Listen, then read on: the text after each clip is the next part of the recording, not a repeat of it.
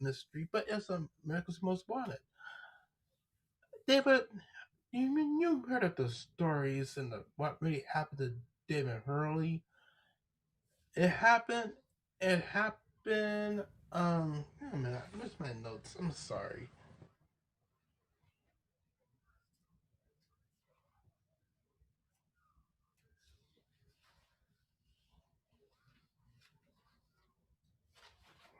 Rather.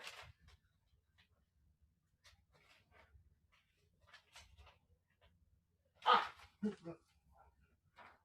okay. I'm sorry. David Hurley was murdered.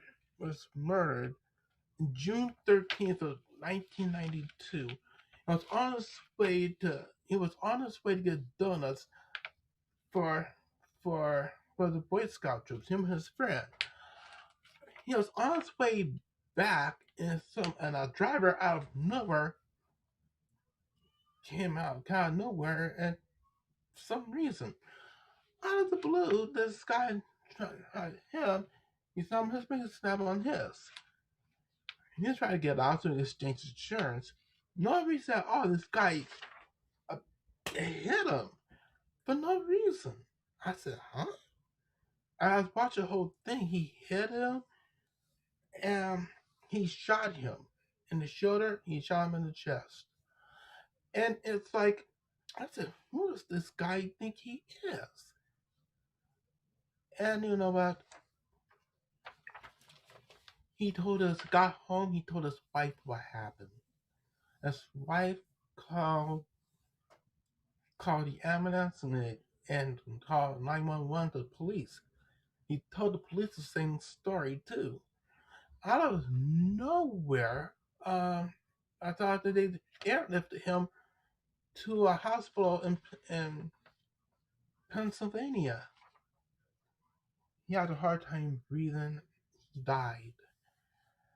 It's the Route 22 killer. He's African American, like me, but he drives uh, a gold champagne color Honda Prelude, model year 1998 or 1990. Claimed to be local. He's local. He's not nuts. He's local. A local black person. But the murder occurred at 1:30 a.m. June 13th, 1992. This has been, it's 1992. It's been 1992, 2002, 29 years. And we have an unknown little person that I have to encounter with that person, encounter with him. We want you to come forward and give us the information so we can close this case. If you're listening, please. Um, I know what it's like. Today's my brother Bruce's birthday. This is the day I lost my big brother Bruce. Bruce Cameron Kellogg was born on September 1st, 1950, born in San Diego, California, to the parents of Miss Franny Mae Butler and Albert Kellogg. Before she became Kellogg, her last name was Butler because she named Kellogg, Kellough. That's my brother's my sister, my half sister, Leanne. What happened? Well, we're blood. Well, she's still my sister, regardless. Bruce died because someone thought he was a burglar. He got shot. But this is slightly different. And I'm saying this, guys. I just can't stand to see someone lose a loved one. I lost Bruce. I have I have five brothers. Mike is in Texas. Let's put that aside. Today's Bruce's birthday. He will alive. He'll be 71 years old. Like I said before, this is the most unsolved mystery we encountered, and it's really a mystery. I followed this case for a long time, and I tried. I stay on top. I stay on top. But what happened? Like this guy vanished into thin air. But the car is described as a gold or champagne colored Honda Prelude, Prelude, Prelude, Honda Prelude, model year 1998 or 1990, and the guy is to be local. Local. But what happened? Local. We don't know where this guy is. But we have some new addition. The crime lab has found a gun that killed David Hurley. But unfortunately, it traded off and got nowhere fast. But we have somebody that knows about it. And whoever you are, please come forward with this case. We have a family that wants some answers. Um, like I said before, I watched this so many times, and I saw the car. Whoever you are, if you have that car in your possession, don't get rid of the evidence. We want to look at and find out who the person is. Hang on. Oh, boy.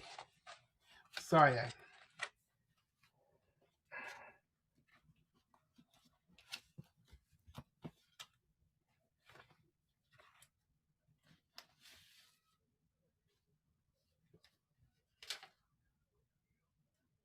Yes, paid. Uh, I'm sorry, guys. I just had to clean up a little mess here. Sorry. Uh, okay, where was I? Okay.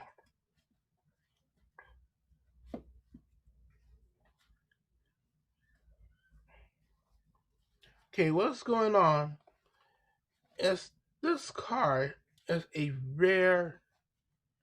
This is a brother.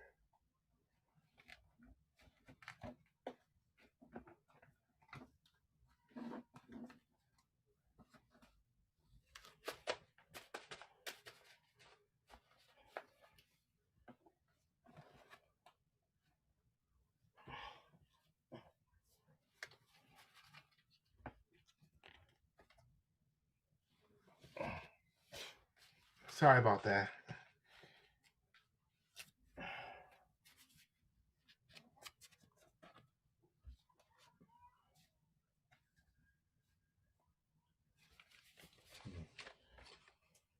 Uh, okay, now as I was saying, this car is described again a gold or champagne colored Honda Prelude, model number 1989 or 1990. This guy is African American to be local. We don't know who he is, where he came from. After he shot him, this gun has been traded off by many people. We couldn't get no clues on where this guy is from. Um, like I said, we need some closure for this family. The Hurley family is dying for some answers.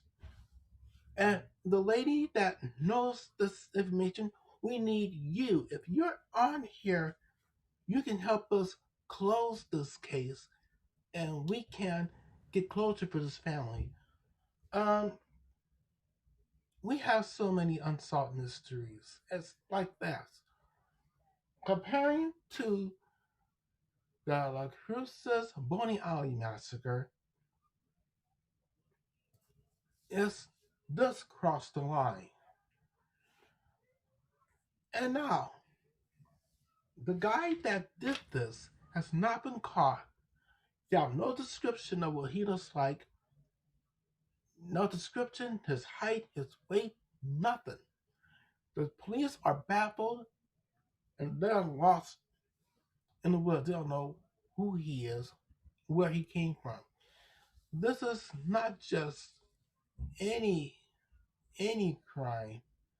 This is an unsolved mystery. And America's Most Wanted couldn't air it because they have no clue to go by themselves. I don't know who shot Dave Hurley. I wasn't even there. I was here in Los Angeles. I watched it for my TV show. Again, we have to get closure for this family. We need closure. And I'm gonna tell you, coming from a family of my own, Bruce is my brother who died of a gunshot. He was shot. He was shot. He died in November. They had a funeral service on November 1st of 1975. I was 18 when he died. That is why I lost my brother Bruce. He would have been 71 today.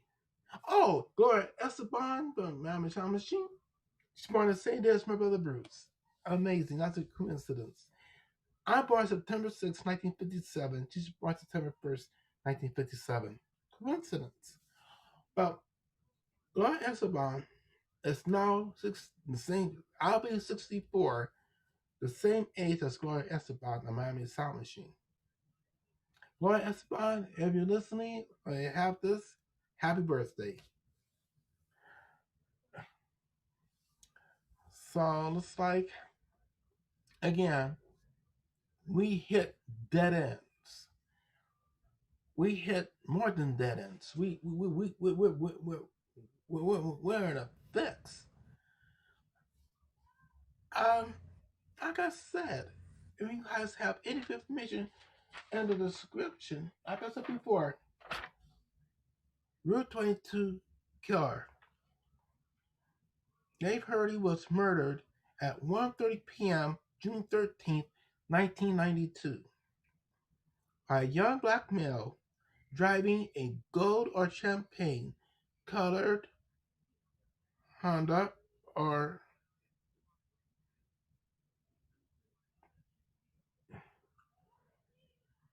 a colored came and tried again. A young black male driving a gold or champagne colored Honda Prelude Prelude model year 1998 or 1990 to be local. And this guy has not been caught. This guy has not been captured. It's been